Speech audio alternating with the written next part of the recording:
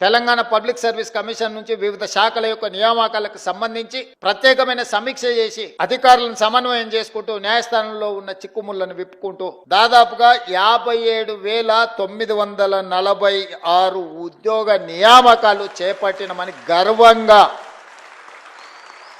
మీ ముందు నిలబడి నేను చెబుతున్నా. ఈ రోజు మీరు అందరూ చదువుకున్న వాళ్ళు, లెక్చరర్స్ కాదు, పాలిటెక్నిక్ కావచ్చు, లేకపోతే జూనియర్ కాలేజ్ కావచ్చు. దేశ చరిత్రలోనే ఏ రాష్ట్రంలో అయినా మొదటి సంవత్సరంలో 57,946 ప్రభుత్వ ఉద్యోగ ఖాళీల నియామకం చేపట్టిన రాష్ట్రం ఏదైనా ఉన్నదా?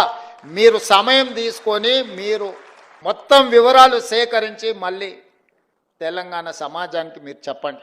ఇది మా ప్రభుత్వం మీ అండతో సాధించిన విజయం. ఈ విజయం అసామాన్యమైనది.